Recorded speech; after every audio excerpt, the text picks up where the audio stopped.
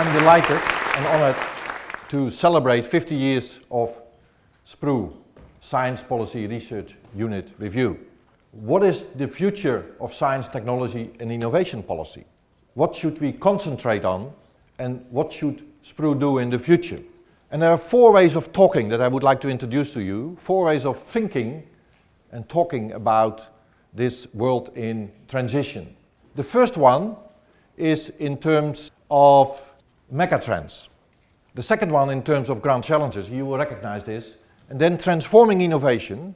Transforming innovation is the SPRU strategy, it's the label for the SPRU strategy for the future. And then deep transitions, which relates to my own work. Well, the UN last year defined a number of sustainable development goals. But I would like to make 2 remarks about these.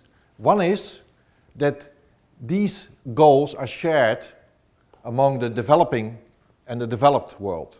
We have all signed up. And this is significant because in a way, this distinction does not hold anymore. I think we are all developing. The second remark has to do with the notion of social progress. Because we have lost the ability in our community sometimes to talk about social progress. And I think we should get back in that territory.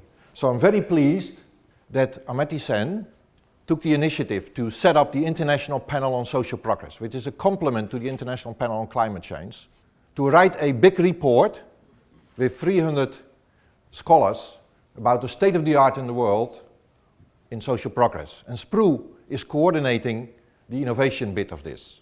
Well, there's a third way of talking about the world in transition, which is transforming innovation. And this notion is connected to the old Schumpeterian notion of creative destruction. Because we always had the idea that innovation might have consequences, bad consequences for employment, for example, so loss of jobs, but somehow it will make up for it. Because we will end up with more jobs, higher quality jobs in the end. So there is what you might call collateral damage, but there's also creation. And the creation part makes up for the destruction part. And then, because we have the creation, we generate economic growth, we can tax the people producing economic growth and the organizations, then we have income, and then we can deal with poverty. We can deal with the distribution function of the economy. That's the way the modern welfare state is built. And innovation is key. So innovation is key to capitalism, is key to modernity. It's a motor, a driving force in this story. So within SPRU, our strategy mainly is we want to focus at the power of innovation to reform capitalism, to reform the modernization process. So we believe that innovation is a venue, an avenue, a site to work on this, but we also believe that we need to change the way we innovate. The old ways will lead to more destruction than creation.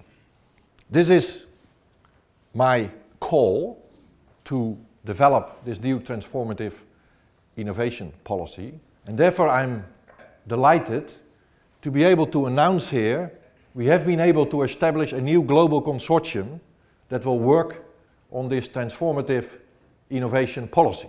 We first have here who are the founding members. So we have a couple of organizations that have signed up for it, and they will sign here today. And we have a number of organizations that are interested, perhaps, in signing. We are exploring with them whether they could sign up for it. This is the aim. So we want to explore the foundation, the future and the governance of transformative innovation policy. And the focus is not only on concepts, the focus is also very clearly on implementation, on how to do it. The idea is not to dump the first 2 frames, because they are very important. The idea is that all 3 are important, and we need to find ways how they can work together. Here today, celebrating 50 years of SPRU, we will start a new adventure. Thank you.